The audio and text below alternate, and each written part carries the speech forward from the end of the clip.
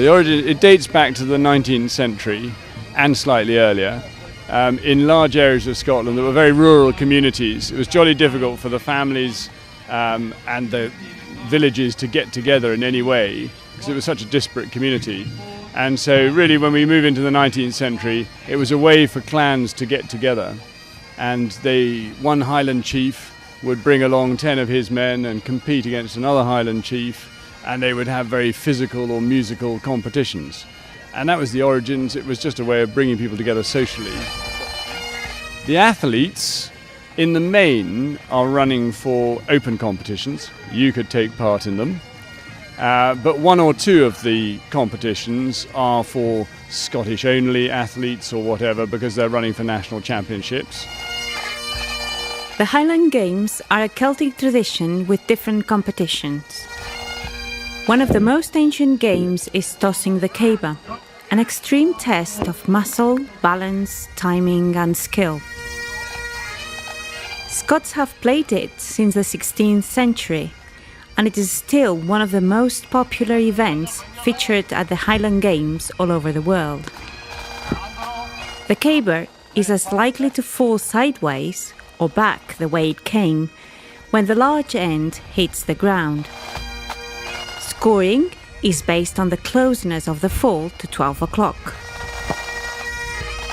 When I first started doing the Highland Games, I was 17 years old. I'm now 37, been in Highland Games for 20 years. And as I've got older, I've got a lot better and a lot of technical work, a lot of technique, a lot of strength, a lot of speed work. And it's very, very, very hard and it's very demanding. The reason the crowd appreciate it, I appreciate it. I love throwing things. As a child, I love throwing stones and bits of stick and stuff like that. I've always enjoyed throwing things. So this is the thing I love doing most now. Well, we've been trying to get the kids involved so much because they're going to be the next generation when we're gone. So we're trying to get as many kids involved in the games now. So we do Highland Games for children at most games now. I'm going out to Iceland weekend after next, and I fly up there next weekend I fly up there to have competition on Saturday. So we've been all over the world. France, America, Latvia, Finland, Sweden, all over. Another game is a Scottish hammer. The handle of the hammer is made of cane and the head is round and made of metal. The hammer is 22 pounds and is thrown standing style with the competitor facing away from the throwing area. Making sure his feet are firmly planted on the ground, he takes the hammer 3 times around his head and then releases it.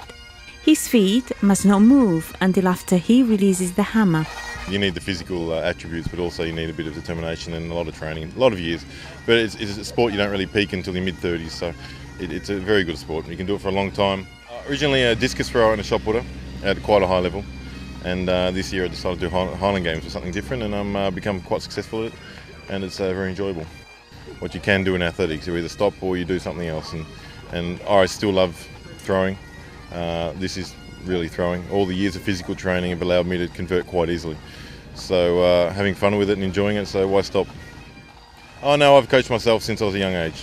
So I'm 30 years old now, I've been training since I was 11 years old. Putting the stone is the same as the Olympic shot put, except that a smooth rounded stone is used instead of a steel ball. It can weigh just over 12 or 26 pounds. Each competitor is allowed 3 attempts. The best of the 3 is counted.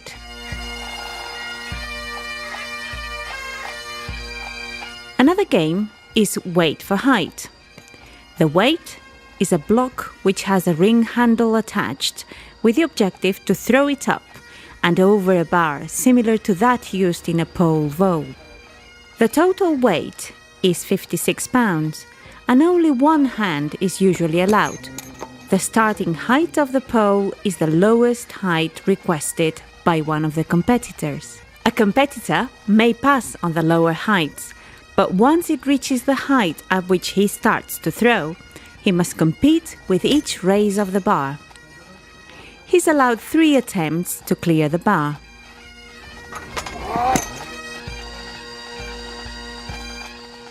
one of those things that brings around mixed emotions. At one level, it makes us very proud of being Scottish, and we love seeing all our cultural art forms on display in public in a fairly ordinary way out in the open air. But at the other end, we recognise that more and more we're running events that tourists come to. So as we've got bigger and more successful, we find we have to get a little bit more professional. For example, at Oban now, we say that it'll start at 11 o'clock, and it did. In the old days, wow, which day should we have it? Would have been the attitude.